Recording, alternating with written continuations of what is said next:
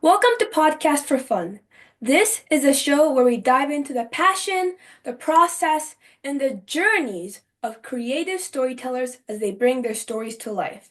I'm your host, Sophia, and today we are joined by a talented writer. Thank you so much for being here, Ethan.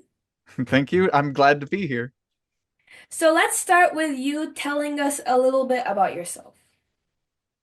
Well, I go by the username Thatchner on pretty much any kind of social media. I currently work as a technical editor for a technical firm, and I am the writer for Trinity Saga Unchained, a webcomic available on Namikami Webtoons and all of those platforms. Mm-hmm. hmm and my favorite color is green. Great. So how did you start writing your webcomic? How do I start writing my webcomic? Well, I would say first, it comes down to checking the outline. So Mm-hmm. when we started the whole project, of course, I tried to write an outline and I went through it all with my wife, who is the artist of the webcomic. And she and I, we went through the outline. We probably made a few different outlines, and then once we were done with that, then I would start working on the chapters. And Mm-hmm. so with each chapter, I try to write up a few different drafts. The first draft is usually just putting down some ideas. Then it comes down to building upon those ideas by reviewing bullet points, then trying to construct the dialogue in a way that sounds nice. And then after trying to write a few different versions of a chapter, I finally come to a version that I feel satisfied with, which I then review with my wife. And then she gives her advice. Then we go back and forth a little bit before we decide, okay, this is the dialogue and the writing that we're going to go with for the chapter. And then from there, we proceed with the storyboards. So did you finish the entire story before you went into the second step? Hmm. It's a little complicated. I would say when we first started out the project, it first actually began as a sort of comic idea that my wife uh, showed me as we came up with the idea with just going based off of our role plays first. Role Uh, play. yeah, Could you, could you go uh, in more deep with that? sure. So basically, uh, I don't know. I guess it was around 2018. We Mhm. started doing some role plays in this own like fictional world of mine. And at first, it was with some completely different characters. Mhm. Uh, at first started a character of mine known as Zach, and she had a character of hers named Eve, and so we would kind of bounce back and forth as Zach and Eve, Yeah. and then we would kind of expand the world before settling on tapping into some different characters, which was Lucy and Ignis, the Mhm. characters of our webcomic. Uh, so as we progressed with that RP, she liked one scene that we played out so much that she drew up a comic of it. What was the scene? The scene is actually the very first chapter of the webcomic as it is right now. Uh, sh Oh. yeah, it was incredible, like seeing her make that. She just basically, she flew right with her pencil. She drew the first few panels of it, and again made the first chapter, even like the first part of chapter three with it. Uh, and she said that she really wants to make a webcomic. And we kind of sat on that for a little bit because I was actually still finishing up my studies. I was trying to find a job. Mhm. And then once I was all finished up with that, we came back around to it. And before she said, I still want to make a webcomic. And initially I was hesitant, but eventually I we pushed through with the idea. And well, that's where the comic is now today. Could you give a So bit of a description of the comic? sure. So basically, the webcomic follows the story of Lucy, who is an information broker, who manages to get herself trapped and jailed by the villainous Vladik Empire, who is an an empire that is bent on basically conquering the whole world, or Mm. what is left of the world. And while she's imprisoned, she deals with Ignis, who was the person who kidnapped her, and she revisits her own memories of what led her to get imprisoned in the first place. You guys should read it, you know? Mhm. Cool. Mhm. I read a bit of it. It was awesome. The art is Oh, so good God. too. Really? You like the art? Oh, that's great. I'm Yeah. sure my wife will be happy to hear that. Did she go to school to learn how to draw, or was it just like her hobby? No, this was entirely her hobby. No, that's so She's, impressive. yeah, it's very impressive. She's basically been drawing for pretty much a lot, like her whole life. So it's pretty much all self-taught, self-learned. Yeah, I'm the same as well. I never went to Ah, school. I do watch like, little YouTube videos if I don't know how to draw a hand or something like that, you yeah, know? yeah, of course, hands are difficult. Like I couldn't draw as well as she does, definitely. Like it would take me a lot of time to get up to her speed. You ever try to draw little sketches to try to explain your ideas to her?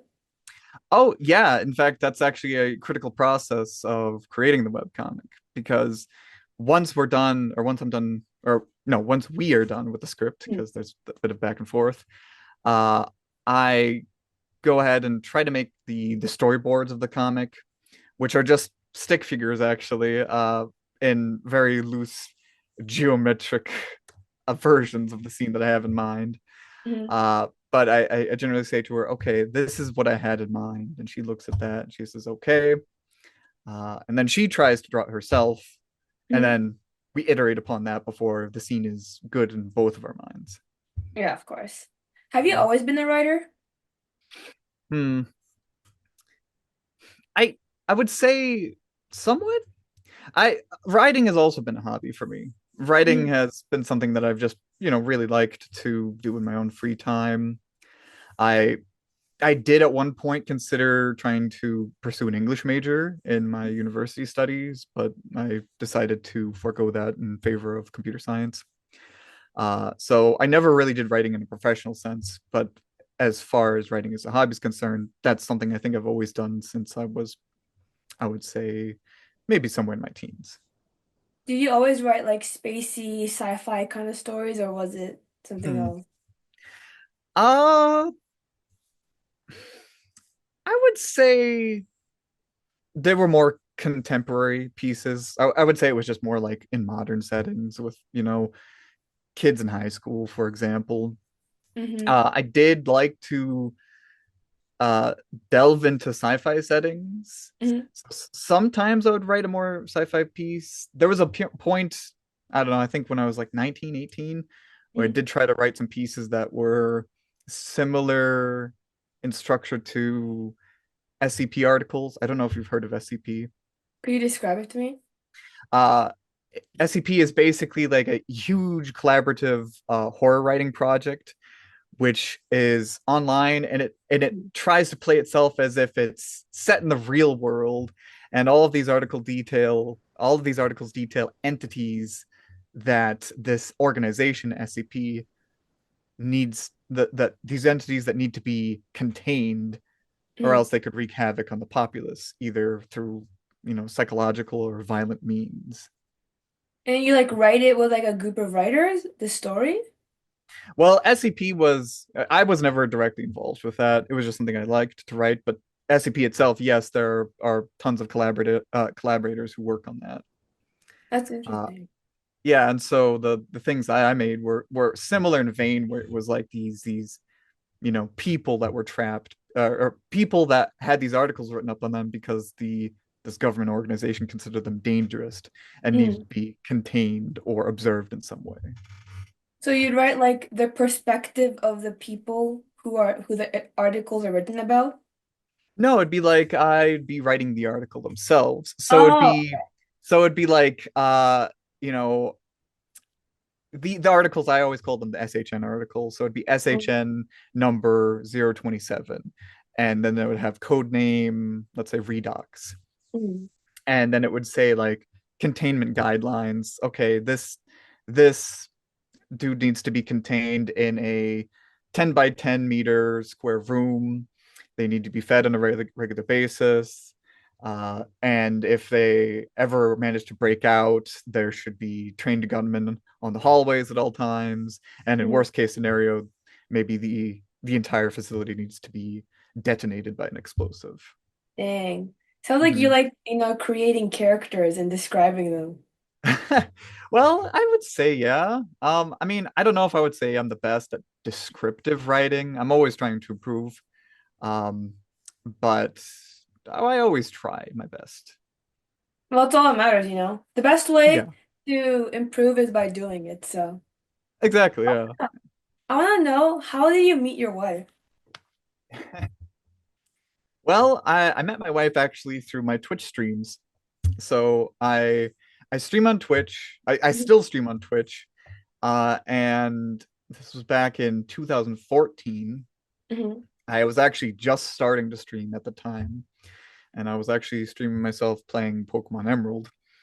And my wife, she found my stream, Mhm. and she just started typing in chat, and we are talking in chat, and I was talking with some other people that were in chat too. But she would come by my streams like several times after that, and we really like just like talking with each other. So eventually, I asked her if she wanted to join a call with me on stream, and she did. And then we talked more from there. We talked a lot off stream, Mhm. and then eventually we just got to know each other, and we fell in love with each other from there. Oh my God. That's like the modern love story. You could make that a comic. I'm kidding, but I would. Sure, yeah, that's a possibility. So do you guys like live together now? Yes, we live together right now. In fact, she's in the other room right now. Oh my God. Uh, Now I want to mhm. interview your wife. My wife is a little shy. That's actually why I'm here, because she's a little shy for these kind of interviews. I see, I see. Hmm. So how often do you post on Webtoon? Once a week? Yeah, we always try to strive for making weekly updates on webtoons. I'm Hmm. impressed because like you guys have my dream views and my dream, because I'm trying to get I think 100,000 views, but you have like double that, almost triple that, which is very impressive. Yeah, I think last time I checked, we have. Oh, I can't remember. I don't keep the best count on the page views. Mhm. Um, but we are definitely overjoyed at the reception that the comic has received. We're very So happy with it. do you do Webtoon on the side of like a main job, or are you like, is that your main focus? The webcomic is very much a side focus. So we both have our own jobs. I work full time. My wife works pretty close to full time. Mhm. And so it becomes quite a juggle when it comes to, balancing not just work and not just the comic, but also our own, like, everything else in between. Yeah. So how do you juggle it? How do you get the work-life balance? Well, at first it was a bit difficult Oh. because we didn't know exactly how we wanted to structure our days around this, because that's Hmm. what it kind of comes down to. Once you know you want to work on something at a continual basis, you need to think like, okay, how are you going to structure your days or your weeks around this? Hmm. um for me, I tend to work on the script on the weekends, so it's usually like a couple hours Saturday, a couple hours Sunday, in Hmm. a best case scenario. And then for my wife, she has a lot of enthusiasm for this. So she just pretty much works on this whenever she wants, which is quite a lot actually. Wow. She tends to work on this most evenings, uh, on the weekend. And she is uh, incredibly disciplined and hardworking when it comes to developing these pages. I respect that so much. I need Hmm, I need yeah. some of that. Give me your wife. So can I ask what your main job is? Sure. So I work primarily as a technical writer slash editor at a technical company. They develop like software solutions for other different companies. I see. Wait, so what exactly do you write? Like the how to use a computer article? I don't know. No, it's fine to ask. So basically, I write articles or blog articles on the products that we have or the products that we offer. So, Oh, for example, if there's a feature in a product, I will have to write up the documentation for it. Or if there's new release notes or patch notes for the software, I will write the release notes for that as well. does that help with, when you have to write like sci-fi, you kind of have to make like fake science and make it sound real. Does that make sense? Does it help with Uh, that? I'm really bad at that. And I have to actually like research something and change it up. I'm like, okay, this is how a computer works. Let me like spice it up. Change. yeah, well, I would say there isn't too much overlap between the stuff I write for my work and the stuff I write for the webcomic. I would say it still does help just because I think writing on the regular can help you in the long run anyway. Hmm. Um, but I would say when it comes to a lot of the sciencey stuff, uh, we haven't delved too much into the depths of like the technology of the world all that much. There's certainly technology out there, Yeah, but right now we try to keep it surface level as to not be too intimidating for readers. I see. I see. What Mhm. would you say is the thing that contributed to your like success on Webtoon? Hmm. That that's a little bit of a hard question to answer because, well, I would like to say that we've definitely been trying to push the webcomic as much as we can on our own respective social media platforms. Hmm. But I would say a big push was the times when webtoons themselves had selected it as a staff pick or today's hot, or featured it in some way. I believe it was maybe 2 years ago when we were featured in a summer showcase for them, and that drove a lot of attention to a webcomic. I think we gained over 1,000 followers during that time, uh, or at least close to it. And every time they feature us in some way, we gain another like few hundred followers or so, Mhm. which is incredible to us, especially when we got featured for the first time because we were not expecting it.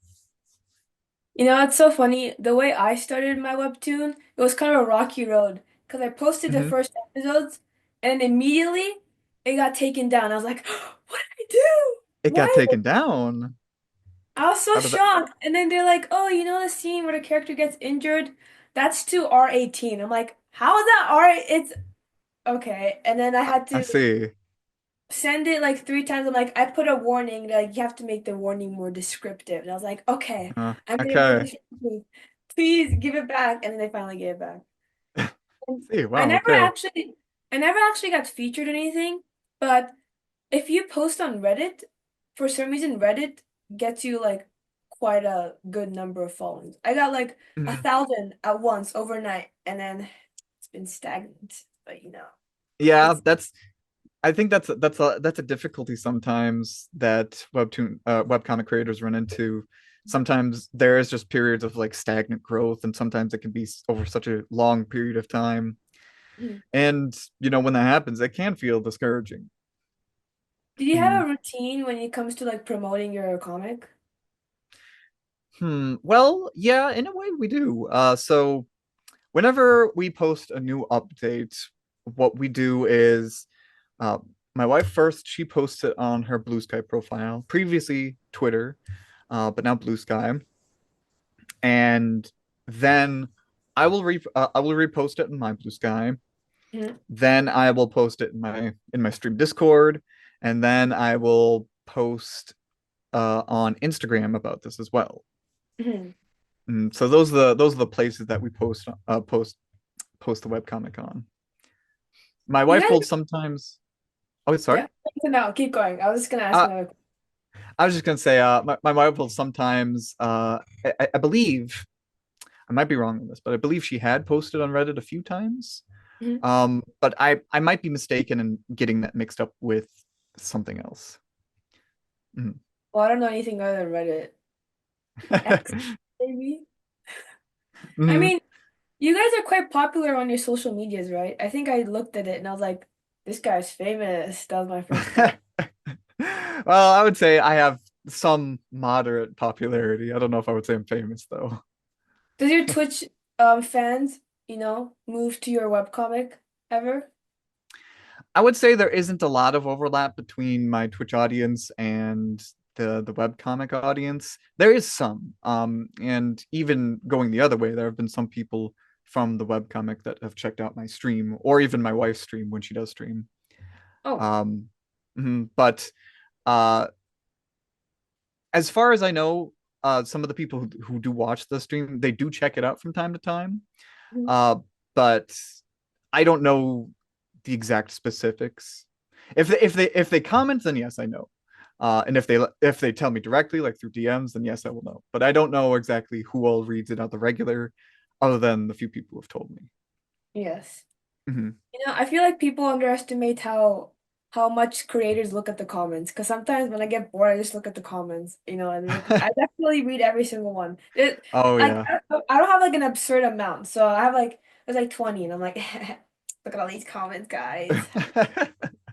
You know? Yeah, I mean, we definitely read every single comment. Like whenever we post an update, uh, I will always check over the comics, just like comments, just 30 minutes later, an hour later, 2 hours later, because I'm always like, oh gosh, what are they gonna say? Is it gonna be something good? Is it gonna be something bad? Is it gonna be something constructive? Is it gonna be something destructive? You know? Did you ever actually like take any like constructive criticism from comments and implemented it? Hmm.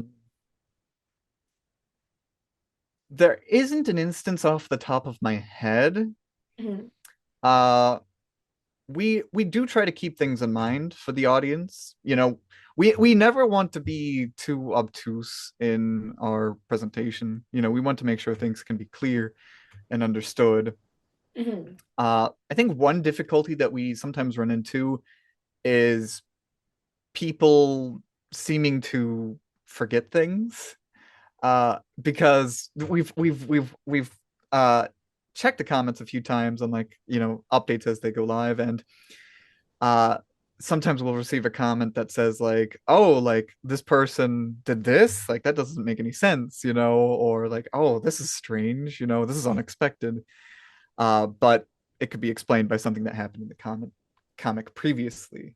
Yeah. And so that's not like, we can't necessarily change anything about that, because I believe that comes more from the fact that certain chapters, you know, if something happened in chapter 4 and now something's happening in chapter 6, chapter 4, that was like a couple months ago, you Yeah. know. So we can't necessarily fault them for forgetting things, but we can't necessarily change the comic around that either, because if we were to keep reminding the audience of every little thing that happened, then basically each update would just be a recap of everything that had happened. Yeah. I'm So, a yeah. yeah. I'm a binge reader of webtoons. So, Mhm. um, I would if there's like 16 episodes, right? I would read all 16 episodes and then I in a couple months wait for it to pile up, but then I forget the Yeah. first scene, you Yeah, yeah, know? yeah. I mean, it's definitely, yeah. That's kind of what I do as well, and I don't blame people who do it like that. It's sort of like uh a built-in inconvenience, you could say. Hmm. Mhm. But for the most part, I would say those kind of comments, they're not that frequent. I would say, like, they're a minority of the comments that we do receive. Mhm. What's the majority of the common? Memes, memes, jokes, or just like maybe some snippy little comments, not like mean, not nothing mean, I would say, but just like maybe making an observation or a humorous joke about what happened in the scene. Yeah. uh and we like those. Some people post reaction gifs, and those are funny too. Have you ever had like YouTubers like review your comics? No, I don't think we have. As far as we know, I don't think anybody has on YouTube has reviewed our comic. Uh, we have often wondered what that would be like, but we're also worried about what would happen if that happened because you don't know what they're gonna say. That's true. I had a Mhm. period where I was sending a bunch of emails to YouTubers being like, "Can you review my comic?" Did But then anybody did anybody take it? they did, but I got, obviously I got criticized and I was pretending to like not care. I was like, ouch, but nice. Oh, yeah. Yeah, criticism can be hard. We have had we haven't had anybody on YouTube like critique the comic, but there were a few times where uh my wife had asked on I think the WEBTOON subreddit. She'd asked like okay, because somebody had a subreddit question that was like, "Oh, post your comic and I'll read it and give you my honest thoughts." And my wife did that on like two different occasions, and we did get some critiques that way. And sometimes the critiques we did feel like, oh dang, that stings. Wait, what kind of critiques did you get? Um, Let me think. I think we had some critiques on the opening act. I think somebody said like chapter two felt pretty slow, like slow paced. Mhm. Um, and let me think. I think somebody may have left a critique about Lucy's goal not being all that clear. I see, I see. Um, I can't remember the critiques off the top of my head, and I'm going to chalk that up to me trying to think like, okay, those critiques, I'll accept them, but I will respectfully disagree. Yeah, yeah, yeah, yeah, yeah. That's exactly how I feel about the critiques. I'm like, Mhm. oh, I feel very defensive of my story right now, guys. Mhm. Stop Uh, bullying it. yeah, and sometimes like when we looked at those critiques, there's there's one aspect that we don't exactly know how to address, and that is when they critique the comic, they're critiquing it from a point of it not being finished yet. Mm, Because there are some like since the comic isn't finished and it is a comic with a story to be told, there's going to be some moments that are going to be intentionally left a little bit mysterious or unclear for it to be explained later. yes. Hmm. Oh my God. I agree And so. yeah, exactly. I mean, it's a cornerstone of storytelling. Mhm. And so sometimes I think there was another aspect of those critiques where they were questioning like, okay, why are they saying this? Why are they doing that? And it's like we can't answer that because that's part of the journey. Exactly. Like Hmm. my comic has a lot of mystery because there's part one and then there's part two where like it's supposed to explain everything in part one. Yeah. And everyone keeps asking like, I don't understand what's going on. I'm like, well, you're not supposed to. So Yeah, exactly. You're not the audience. I feel like that's a point of contention I have with the audience sometimes is that it sometimes feels like they want to know exactly everything right out of the gate, but you don't want them to know everything out of the gate because again, that's not the point. I mean, you know what? I don't think I've ever watched a TV series or a movie or read a comic where I knew everything from the beginning. I keep reading because I Exactly. want to find out what's gonna happen. Yeah, exactly. And that's like the advantage and potentially the disadvantage of a cold open, which is what we try to open our comic with. An opening that just jumps right into the action, Yeah. and the later part of the story will explain it. Mhm. Mhm. But of I course, I I kind of did that too. Wait, sorry. I was just gonna say, of course, the disadvantage of a cold open is that like some people who might be a little bit less patient will want to know what exactly is going on. So yeah. That's good though. Those impatient people, they just binge read it and then they'll subscribe and be like, hurry up. Ah. Yeah, exactly. Like you're Yeah. you're like kind of like you're like bringing the carrot in front of them, like, oh, come on, walk a little more, guys. You'll get to know it's almost there. You know what I mean? Exactly, exactly. hmm What would you say is like your biggest inspiration? My biggest inspiration. I think that's a difficult question to answer. I think when it comes to the power system, I would say that we have in our story, I would say that was somewhat inspired by Brandon Sanderson's novels, particularly the Mistborn trilogy of books. Hmm. I really liked reading those. Could you explain a little And bit about them?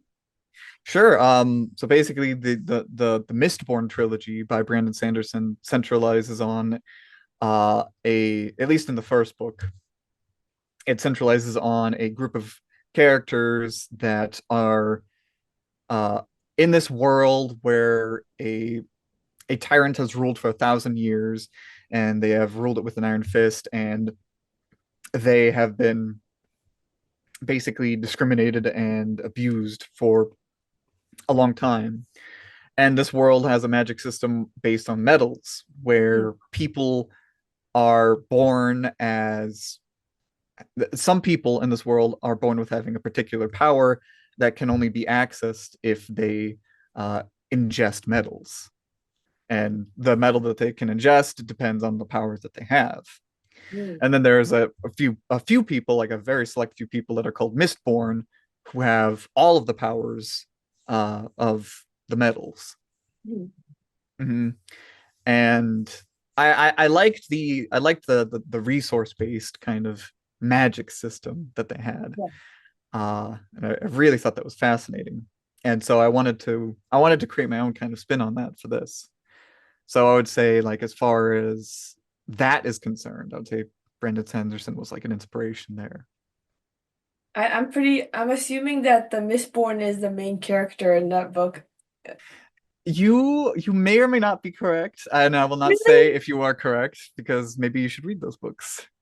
Maybe I should. What was it called again? Mistborn. The Mistborn. Mist. Yeah, Oh, I Mistborn. Like you missed the born. No, okay, Mistborn. yeah, like as in like mists outside, like fog and all that. Did you Yeah. always read fiction growing up?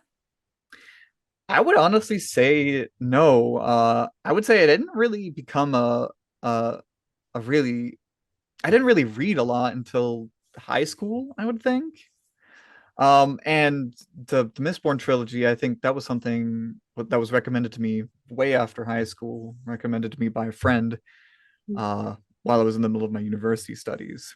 So I would say I actually didn't really read all that much, but I've changed that now, where I'm trying to read much more regularly. I I'm trying to make it more of a habit. Like last year, I tried to make it a habit to read, I think, 15 books, which I did succeed at. Oh wow. Is that your New Year's resolution, you know? Because it's the New I Year.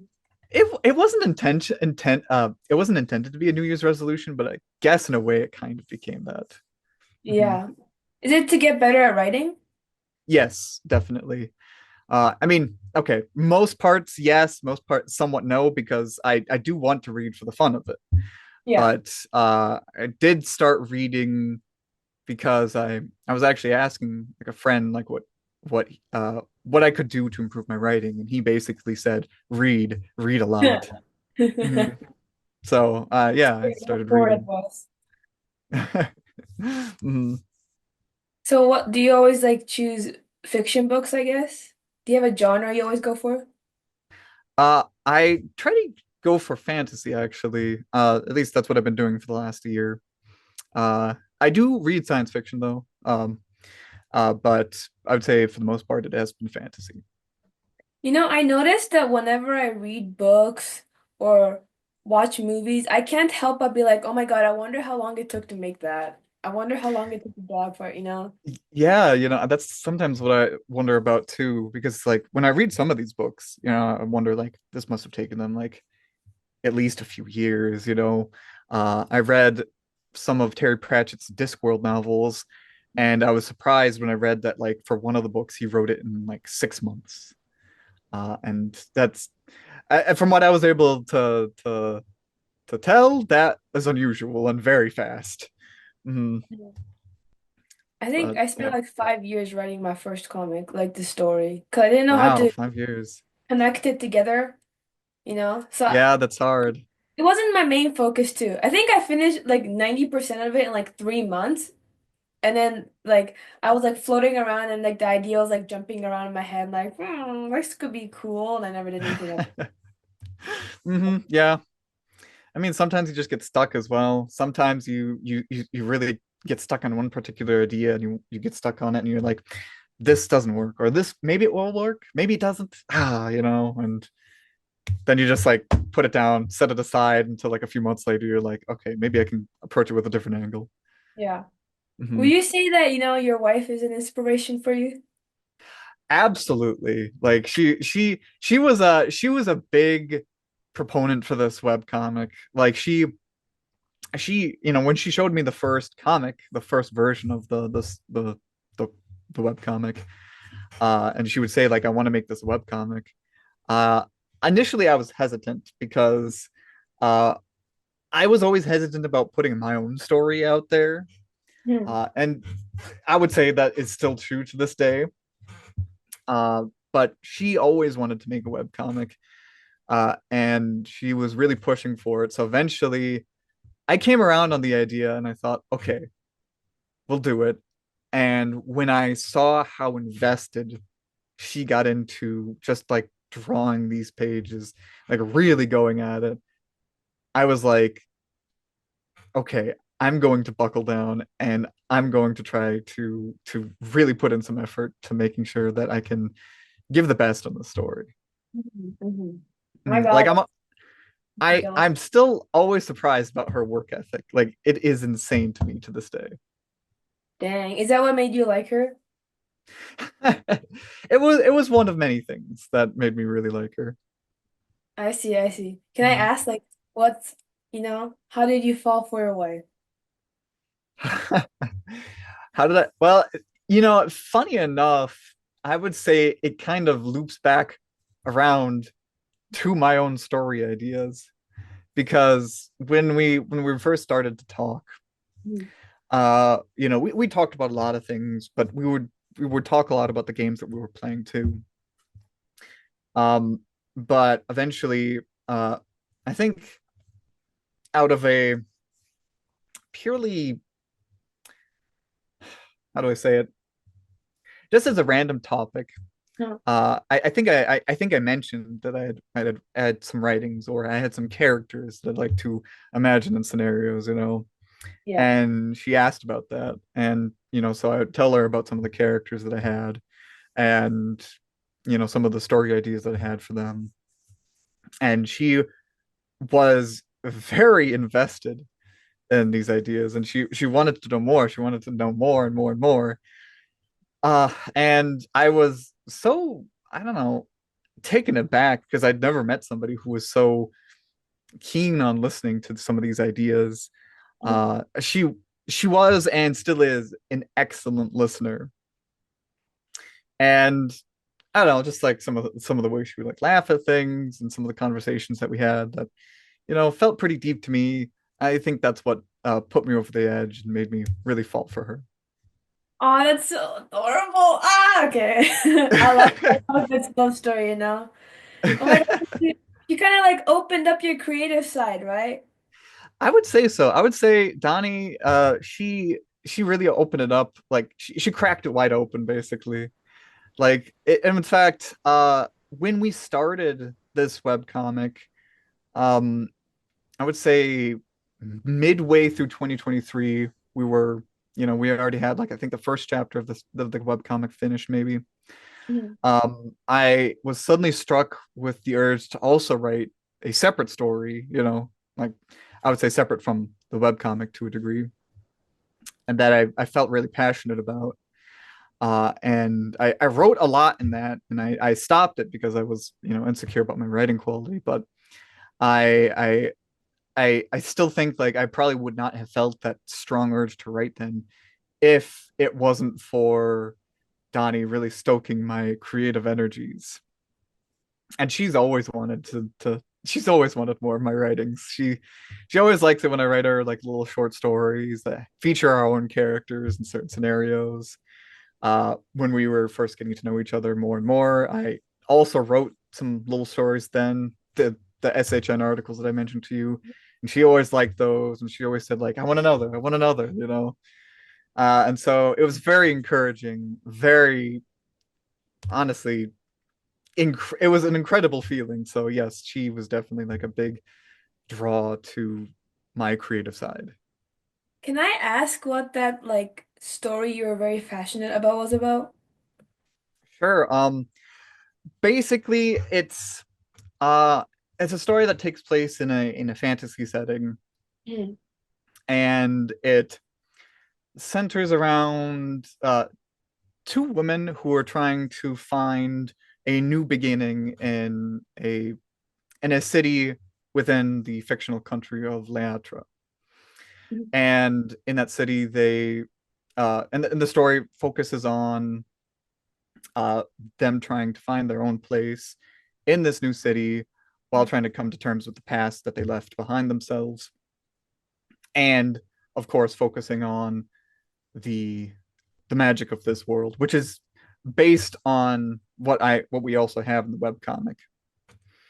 In a way, it technically takes place in the same universe as the webcomic, but that is something that I don't want to say too much about because I don't want to give too much away in that angle. Oh my God, are you planning to make it the next webcomic? That would be Uh, cool. it's not this story, but a similar story, I would say. Are you gonna rewrite it or Sorry, could are you you say that gonna again? rewrite it? Because you said a similar story. Well, I mean, it's kind of complicated because technically this is a story that would take place in the past uh, of another story idea that we had. The this kind of stems from the greater RP that we have done and are still doing, in Hmm. which a lot of my characters and her characters interact. And technically things could always be in flux. I don't want to ever commit to anything because you never know if like certain ideas might end up being abandoned. They might end up being followed through with. Who knows? The future is a very fickle thing to predict. Uh, but it's I guess to put it simply, the story that I was telling you about is something that would take place in the past, whereas the thing that we would include more in the webcomic would take place in the present day of that setting. I see, I see.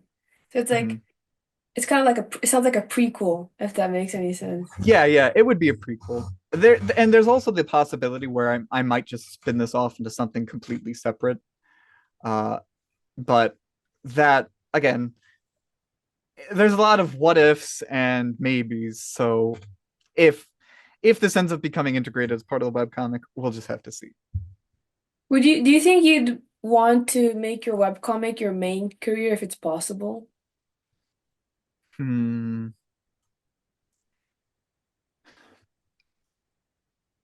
I have mixed feelings on that because I mean, I like the idea of being able to sit down and really write on this web comic.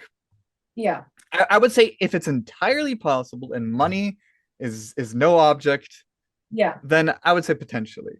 Uh Potentially because then I probably would be able to maybe work on the story even more than I could now.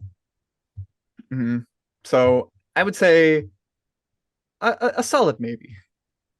Do you consider your main job the one where you write the articles for the computers, also a Mhm. passion of yours? A passion. I don't think I would say it's a passion. It is in simplest terms very much a job. But it is a job that I do not hate. It is a job that I can sometimes even enjoy. Hmm. So I would say it's I think because of the fact that it's a job that I can, sometimes enjoy, uh, it helps when it comes to like the work-life balance because I don't dread going to work. But I would say there's I thread the needle sometimes between feeling passionate about my work and not as passionate about my work.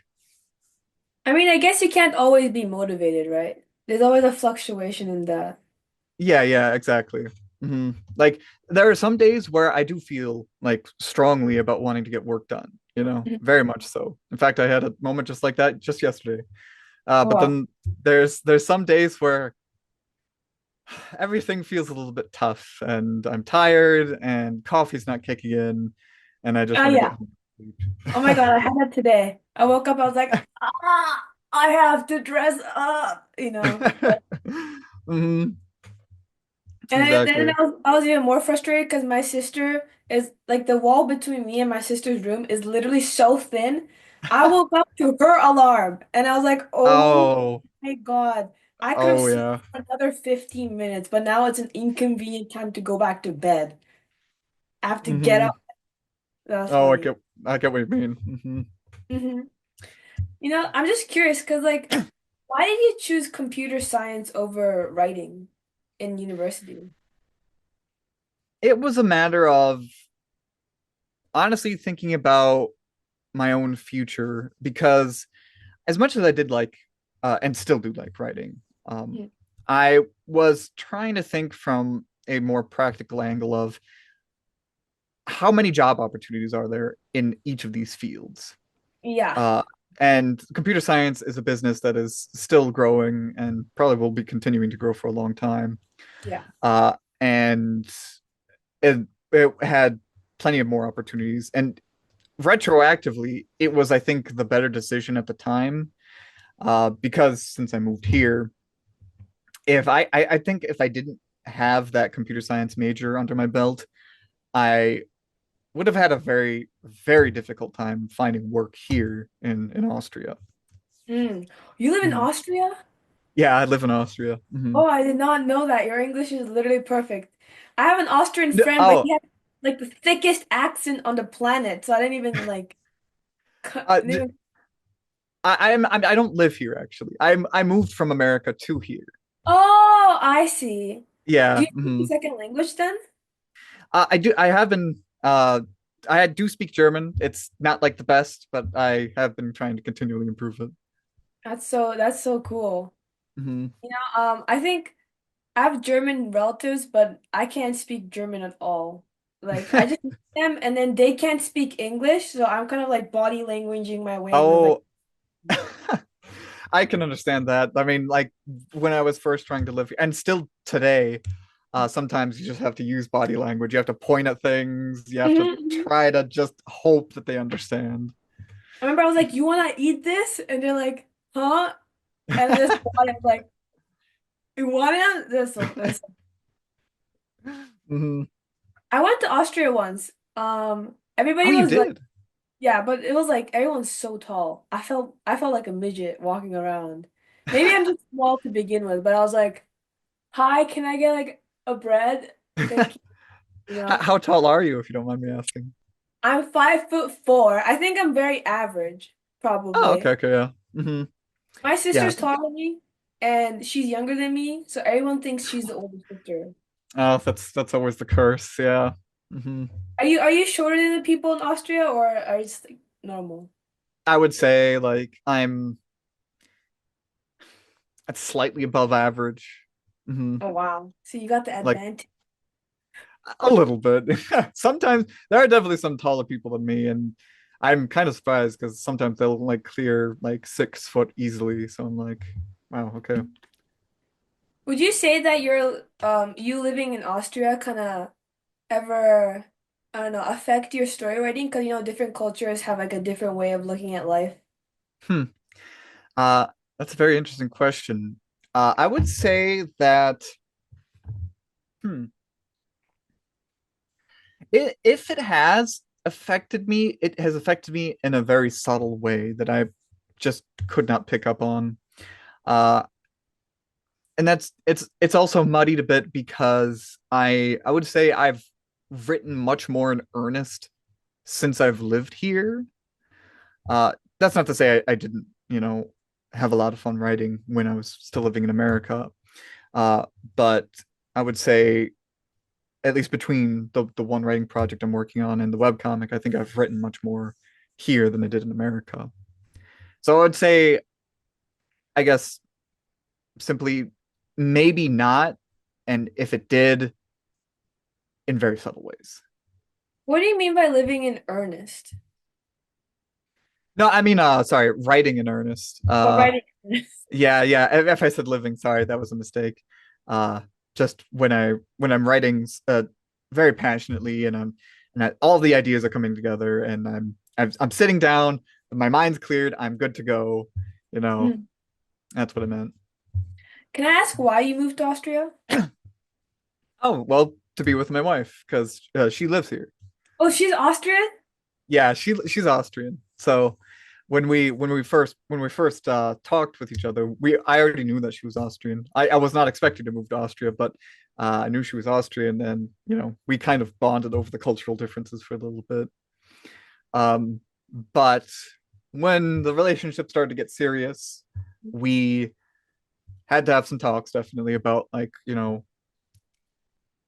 who would go where, and I think she was the first one to ask about it, and she asked like, could you see yourself living in Austria? And I said, yeah.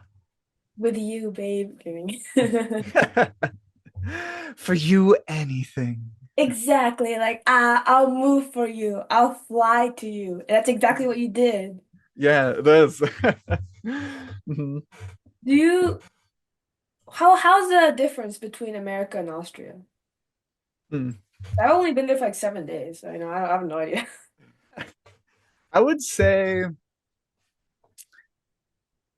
there's more similarities than people might think, but at the same time, there's more differences than you might think. Uh, because I would say, uh, culturally, one of the biggest things that Hmm. I've noticed is that people here, they're not, they don't often strike up small talk conversations, not as Hmm. much as in America, you know? Like, and I could still remember so many times when people like just casually struck up conversations with me in America, but here that doesn't happen so often. That's kind of Obvious, yeah, yeah. I mean, it was something that kind of surprised me because uh, also, and this isn't any, I don't mean this to be mean towards any Austrians, but a lot of times I've noticed that people, they just don't look as happy, I would say, as the average American.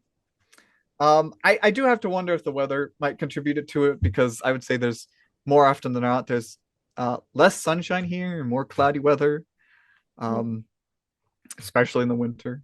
Uh, but I'm not sure if vitamin D deficiency necessarily is a big contributing factor or not. Uh, but there's also just like a lot of little things that you might not necessarily would realize would get in the way, but definitely do. Obviously, it took a little bit to get used to the switch between standard and metric system of measurement. Hmm. That took me a little bit. Uh, there's certain customs. Tipping is a bit different. It's not considered to be mandatory, and actually, if you give anybody like €5 in tip, uh, they'll be really surprised because they Oh, don't they're like, expect you to get that much. I think you paid too much. Yeah, yeah, exactly. Like sometimes I'll think, wait, really? uh, there's probably like a lot of little differences that I can't really think of right now, but kind of crop up more than you think. Does the Mhm. food change? There is a food change. I would say certain things taste differently. Certain sodas taste differently. Uh, cola, like Coca-Cola, that tastes the same. Mhm. Pepsi, that tastes the same. But when Yeah. I don't drink it anymore, for my health, but like I used to drink like orange and grape soda a lot. And here it tastes more like juice than like a sweetened drink. Oh, no, there's no red 40, in Europe. No, maybe not. Um, and then there's also like just there's not as much of a focus on putting artificial sweeteners in food. foods are less sugary and less salted. Mhm. So some foods taste they have more of a subtle taste. And that was a bit of a difference for me because uh again, like when you're in America, like lots of foods, they really hit you with a lot of taste, Yeah. just to put it simply. But then here, I almost like couldn't really enjoy a lot of the food at first. It took some getting used to, and some foods that I initially didn't like, I ended up growing to really love. So, Like, uh, the staple food of Austrian culture, schnitzel. Uh, I didn't like schnitzel at first, chicken schnitzel or pork schnitzel, because again, it just didn't taste super strong, you know. mm, But I did grow to like it over time. Now it's definitely one of my favorites, stereotypically enough. yeah, I So love it too. That's the one I yeah. ate every single day. I was like, can I have my 13th schnitzel of the day? Thank you so much. Okay. I remember eating a lot of schnitzels and a lot of like, I think stews and like pancake soup and a bunch of pancakes. That was like, Yes. can I have like fifth Kaiserschmarrn? Thank you so much. You know. Yeah, pancake soup, Palatschinkensuppe. That is something that I didn't I when I first heard about it, I was like, that exists? That's a Mhm. thing? But I tried it and I was like, wow, this is great. This is my favorite soup now. I know, and I was like, oh my God, these pancakes are like literally like noodles. I can slip them up. They taste good. Yeah, they taste so good. I heard that like in America, if you like you move from America to Europe, a lot of Americans like they lose weight when they go to Europe. Did that happen to you? I I think actually for me, the opposite happened. Oh my God, me too. I got fat. I didn't get fat, but I was like, I remember just out of curiosity, I was like, well, let me try stepping on the scale before and after. And I gained 20 pounds. I was like, that is insane. I didn't Wow. think the human body could do that. It went back down. Like, I didn't change anything. It went back down over here. I think it's because my mom is kind of like a health nut, and I got it from her. So I don't really try to be healthy. It's just ingrained in me. But I don't Huh. I forget that part of my brain does not exist when I'm in Europe. So, Yeah, I don't have schnitzel every day, the carbs, fatty meat. I don't know if it's a very good combination for my health, guys, but it's okay. I think for me, it was like I just ate more while I was here. Like in America, I just didn't eat all that much, but here, I, uh, I think I don't know. I think over time, I just ended up eating much more because the food, everything just started to taste much better.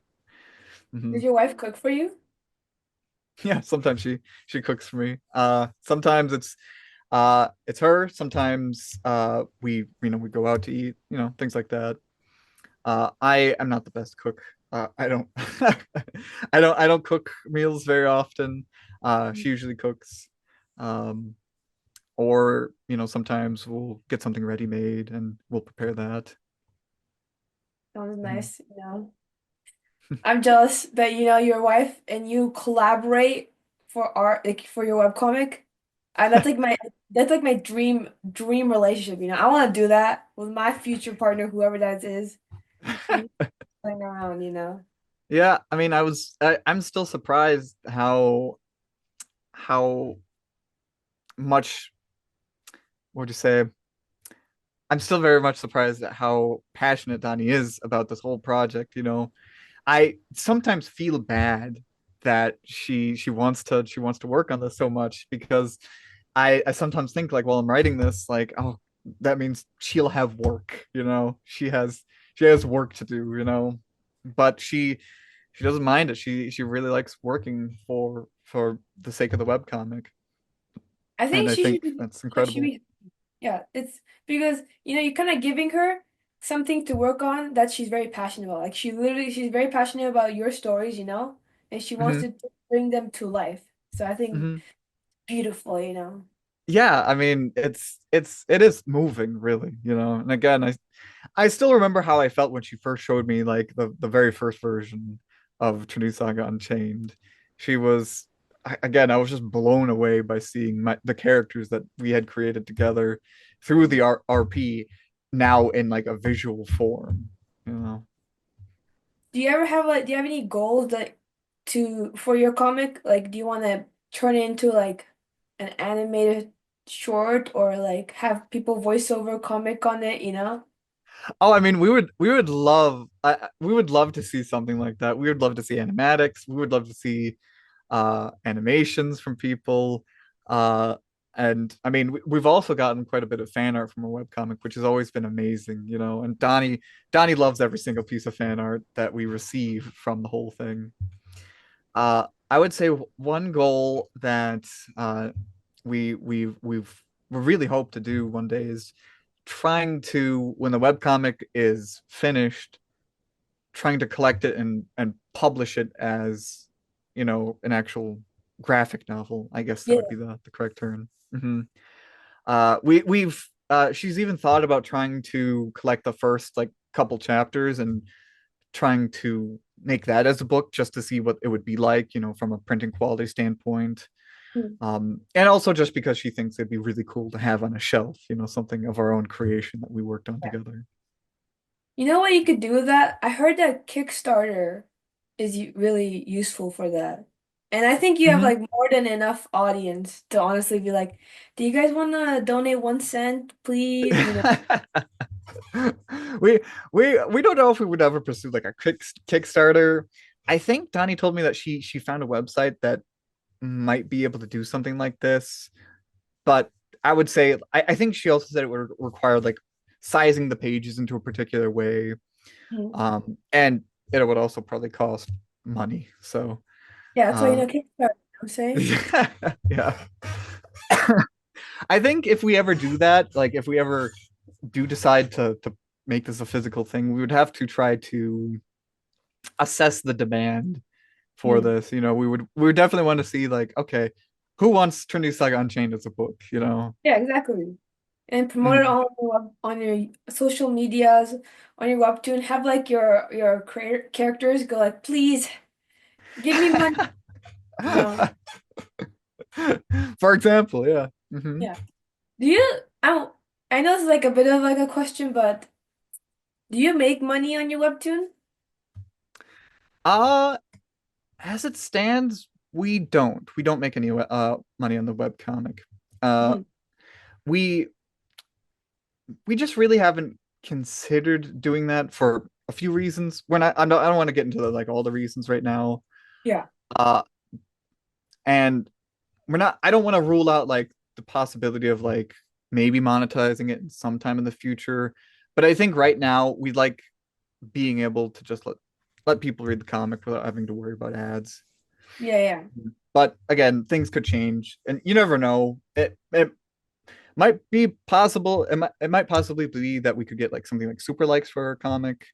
Um, Maybe we'll install ads. Never say never. Um, but at the very least, right now, no, we don't monetize our webcomic. Do you make money on your Twitch streams? I do a little bit. I do make a bit of money on the side on the Twitch streams. Mhm. Like, but like not enough to, live, right? No, no, no, not enough to live. I don't even like stream all that often to really even make it a full-time thing anyway. I stream Is like it once a week. is it hard to stream? I remember like don't you need like Hmm. green screen or You know, you don't need a green screen. I use this. I ha just position this behind me so that way people don't see the rest of the room. Technically, you don't even need this if you're fine with whatever's behind you. It takes a little bit of setup and know-how. Uh, but once you get it set up, it's not too bad. You know, I would say there's a little bit of a learning curve to get into streaming. Now just imagine you're like role playing with your wife and you're like, wait, babe, write that down right now. We need to use it for Sometimes we do that. Like sometimes, in fact, what we do, we don't do it super often, but sometimes we will revisit a scene in the webcomic and we will try to act it out We've had to do that a few times where I wasn't certain how certain characters would act or react, what they would say in this situation. And then like when once we've done this scene, well, I'll write down like this or that, and I'll be like, okay, maybe this is how we do it, you know? Mhm. Like make her angry. What do you mean? Like this? And you like show a facial expression. Like take a picture of it. Draw it out Yeah, right. I mean that's actually that actually is a good point when it comes to like her expressions. I mean, I would say 99% of the time she doesn't like necessarily need me to like make a face or whatever. If anything, like sometimes she'll like have me like pose my hand in a particular way, Oh that's yeah, hands are yeah. hard. Yeah. Although there have been moments where we are she's working in the pages, Mm. she's drawn them or whatever, and I'll look at someone's expression and I'll think like, is this conveying the right emotion? Is this what we want the character to be displayed as right now? And we'll have a little bit of back and forth about like how they should be expressing themselves. We'll try to review like what is their mental state in this moment. Yeah. For example, like Ignis. Uh, Ignis is an interesting character because he can be a bit of he's a bit of a colder character. Mm. Uh, and so he doesn't show emotions all that strongly. Mm. So that can be difficult to exactly pinpoint how he needs to be reacting in the scene. Just recently, uh, we were working on a page for chapter 6, and there was an expression that Donnie had drawn for Ignis, and I was like thinking, I don't know if this is the best expression for this scene. Mm. And Yeah. so we'll talk about it, and she'll redraw it a few times until finally we settle on something that we both like. There's like a bit of an acting involved, you know? Like you Yeah, involve exactly. like what would I do if I was an emo boy? Okay, like I'll put myself in the shoes of an emo boy if I have to. Like, exactly you do that every week, you know what I'm saying? Okay. Every weekend you're like, "Ah, I'm a boy now. Time to write it. like, all right, time to get this done. Yeah, exactly. Yeah. But what do you say is the hardest part about collaborating with your wife? Or is it just like smooth sail every single time? I can't say it's smooth sailing all the time. Sometimes I would say like it comes down to difference of opinion because Yeah. when it comes to any sort of story, uh, everybody is going to have their own interpretation of what they see in it. And when it comes to writing a story, that much is true as well. So we'll have to talk with each other a lot about what we exactly want a particular scene to be like, to be portrayed. Mm. Sometimes we discuss like how things should be colored in order to get set the mood right. Again, characters' expressions, those are always important. Their eyes, their mannerisms. And so we'll discuss back and forth like, okay, how do we want to do this? And sometimes we don't agree right away. Sometimes Yeah. we're like, no, I think it should be like this. No, I think it should be like this. Uh, and sometimes we can have moments where it's like we really can't see quite eye to eye, and it takes a little bit until we can finally get to a moment where we're both happy. Yeah. So it's not always smooth sailing, but that's not to say uh, it's always frustrating either. I would say a little bit of creative friction is, I think, good for the creative process anyway. I mean, I think the people I'm one of those people, you know, you're kind of like very prideful and you like kind of treasure your ideas. So when Yeah. people try to inhibit it, you're like, get away from me, you know, you're like, it's mine, I don't want to change it. And you're like, no, this could be better. I'm like, no, this is fine as it is. It's my baby, my story. Exactly. Exactly. And there have been definitely some moments where that came into play. For example, there were a few scene ideas that we wanted to include in the webcomic, but we couldn't. And maybe it made Donnie sad, maybe it made me sad, but ultimately we had to do it for the sake of the webcomic.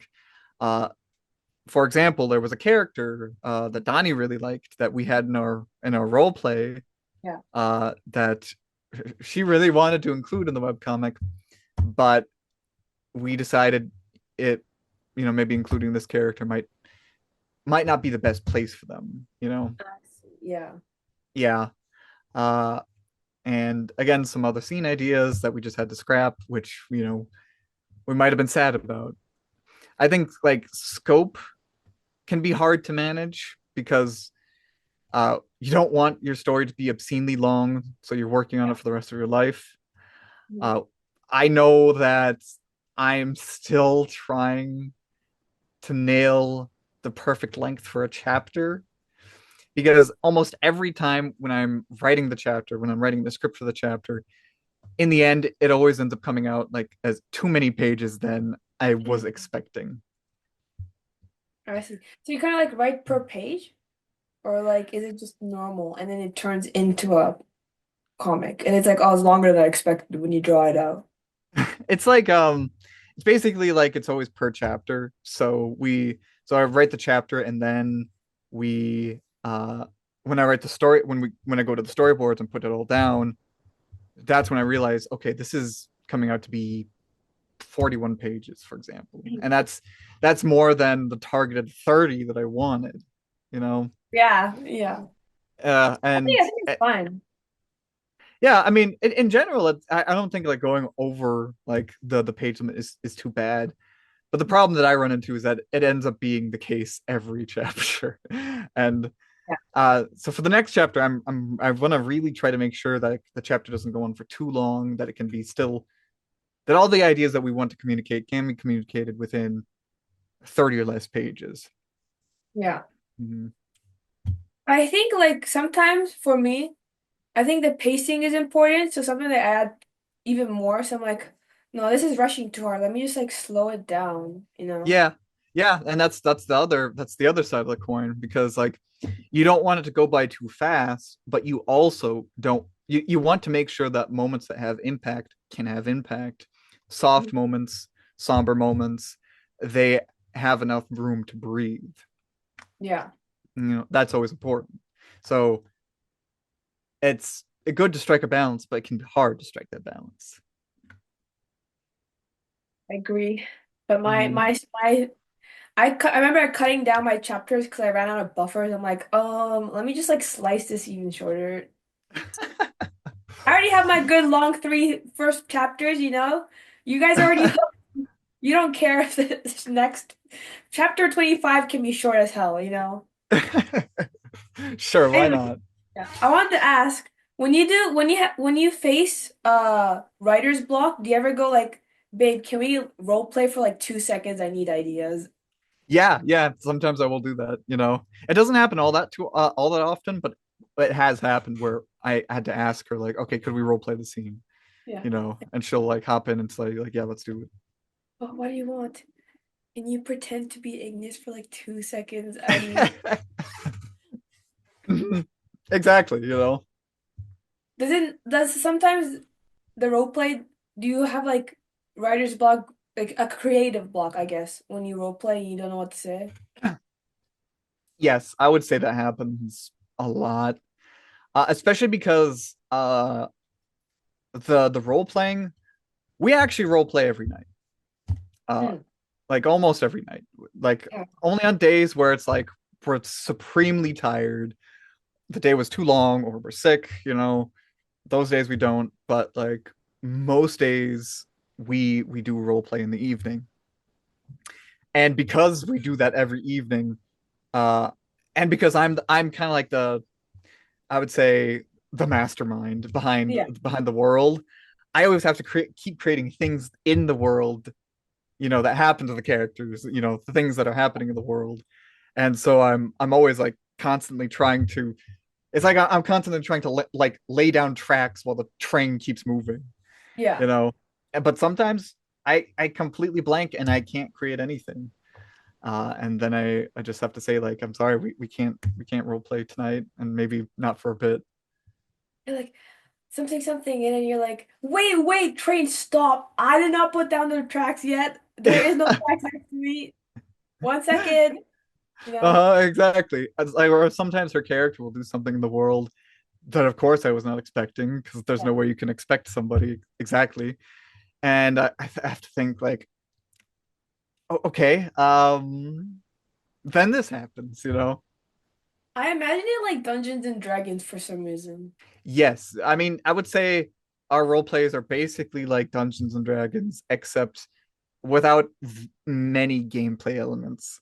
Hmm. Sometimes, if there's a moment where my character and her character are contested over something, we'll do something akin to like a dice roll, where if it's like I ask her to guess a number between 1 and 100, and if she gets close to the number I have in my head, then her character succeeds. But if she doesn't, then my character succeeds.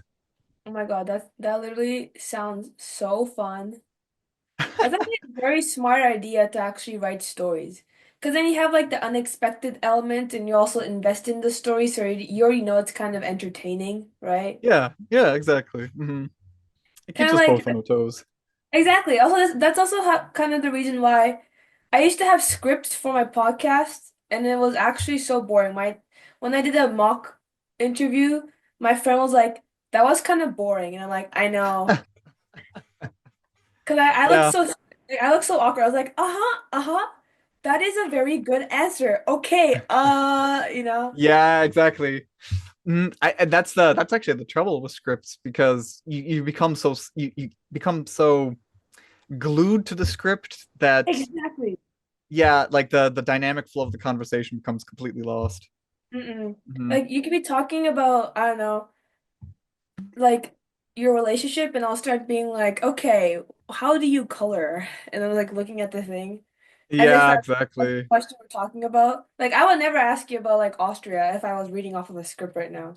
Yeah, exactly. Some things only come in the moment. Hmm. But I Mhm. also find it sometimes I can't name who, but sometimes there's people where I go my mind blanks. I'm like, I don't know what to say anymore. It Uh, happens, yeah. and then I look at my like I have like three questions next to me right now. But I don't think I asked a single one. I just like we were just talking. Yeah, being hey, if the conversation flows that way, then sure. If not, that's also okay. I do have a question I had in my head though. Did you Mhm. have like, did you ever watch movies growing up? Oh yeah, I watched like lots of movies growing up. Usually, like anything that was on the TV. Sometimes going to movie theaters, sometimes with friends. Yeah, definitely. What kind of shows or movies did you know, get attracted to? Hmm. I would say, in my teenage years. Mhm. Gosh, I sound old when I say that. In my teenage years, I used to love watching the Marvel Cinematic Universe.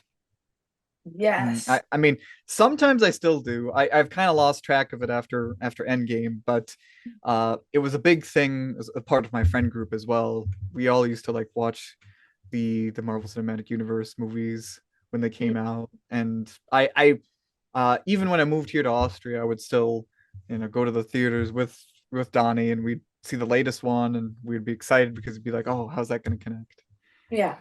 Hmm. Did that contribute to your writing? I would say so. I would say like the Marvel Cinematic Universe, I think helped shape a little bit of uh the greater world of the RP. I'm Mm. not sure if I don't know if there's any direct elements that would have influenced like Trinity Saga Unchained specifically. Yeah, But I would say like, some aspects did. I see. Mhm. Do you like when you were younger, did you ever like see yourself becoming, you know, creating a webcomic or creating a series? Or did you just like kind of flow through life? You're like, you know. I think I flowed through life a lot, honestly. Like I really didn't know what I wanted to be. Like I think in my senior year of high school, even I was like thinking about becoming a journalist. Mm. Um, but I didn't really decide on like what I wanted to major until it came down to like, okay, I'm going to college now. I need to pick something. Yeah. Mhm. So you didn't have like a bucket list, you know, of like things you want to accomplish in my life? you know? I think like the main things that were important for me, I would say the main thing in general was trying to become independent as a person. Yeah. So being able to have a job, earn an income, and be able to handle things on my own. I think that was like a big thing for me. The main thing I wanted to do as I went into my university days, I would say. Mm. So I guess getting a job, getting a car, and getting a place to stay. Those were the things on my list. Well, now I'm assuming you accomplished all of that, right? Uh, I do have a car, and I do have a place to stay, and I have a job. So yeah, I would say so. Uh, we still don't actually have a place of our own yet. Right now, we are living with her parents, Yeah. but we are trying to. We started to make some plans for looking into a house at some point. The housing market is not so good right now, but we'll save money. It's not good anywhere. It's expensive. But I'm pretty sure it's like much cheaper in Europe compared to, you know, the West. I'm not sure honestly. Since like I never looked for houses when I lived in America, and also it's been I think 8 years since I've left America. It's been a while, so I don't really know exactly. I don't have a direct comparison. Mm. Uh, all I can say is it is still expensive here to get a house. Mhm. Yes. Did your list change now? Because like you've accomplished some of the stuff on there, right?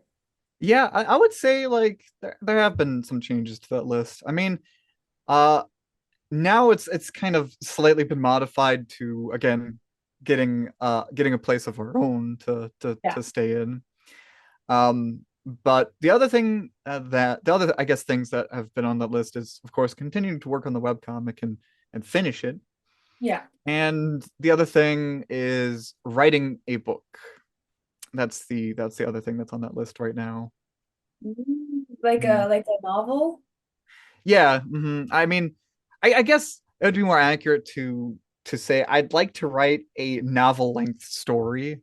Whether or not it gets published is not so much the target. I would just like to write a story of a decent length that I can post somewhere, whether that's on like somewhere online like Fiction Press or somewhere else. I don't know. Wattpad. That's the only one I know. Yeah, I mean, I still technically have a Wattpad account. Oh my God. Yeah, that's actually still where the old SHN articles are housed. Mhm. I think you Uh, should post it or like I think you should publish it though because I don't see a problem. I think if someone people have passions, they should they don't have to try to make money out of it. I'm just saying you should try to mhm, have as many people read it, you know? It's mhm. also kind of in a sense gratifying when you know that you have an audience that enjoys your what you love, right? Doing, right? Yeah, I mean, you're absolutely right about that. And I definitely don't want to close the door on like physically publishing the book. I think if anything, I might try to see if I could go down the road of like self-publishing, if that's easily possible.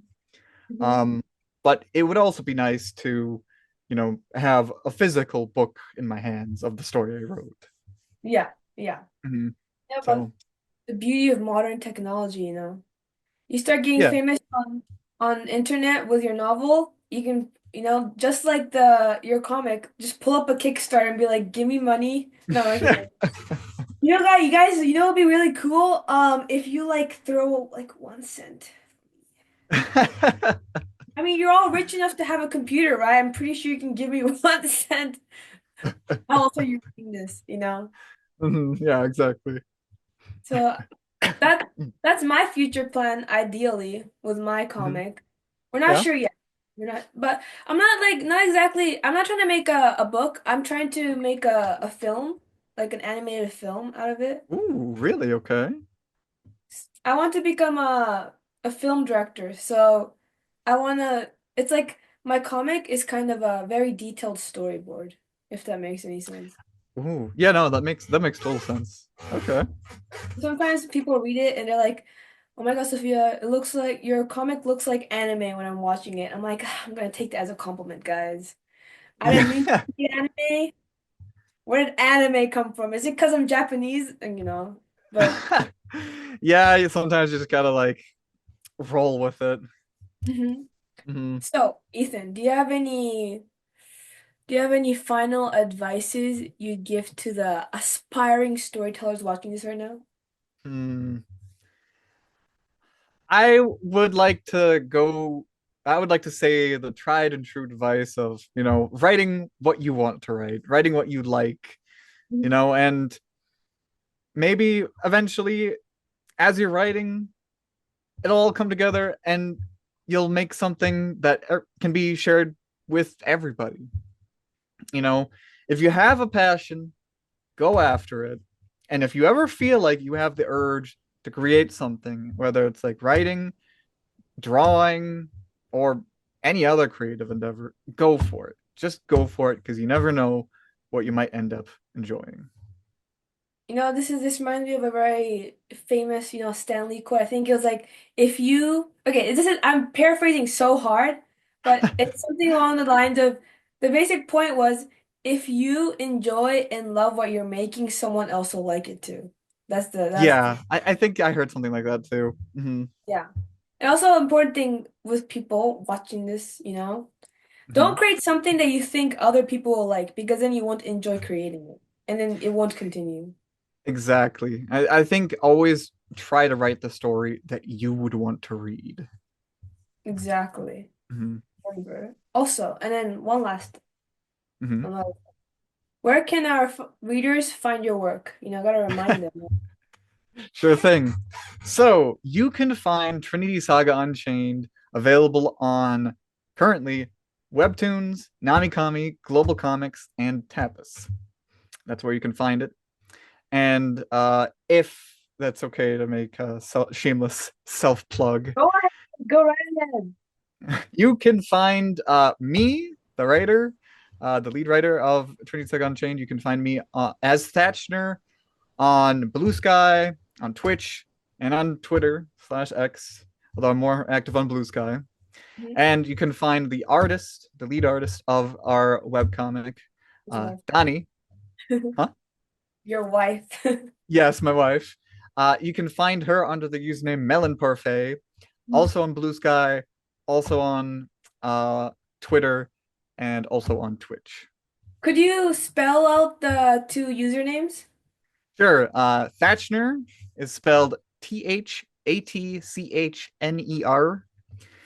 and then Melon Parfait is spelled Melonparfait. You heard it here, guys. Go follow them right now. That's an old one. It's a suggestion, but it's a Hmm. very good suggestion. Hmm. Yes. Well, that's a wrap for today's episode of Podcast for Fun. Thank you very much, Ethan, for joining us, and sharing your incredible insights and a bit of your wife's passion. It really like I felt it so much, and you guys' love created such a cool comic, and I'm so jealous of that. But I'm also very happy for that. So, Thank you. for our listeners, thank you for tuning in.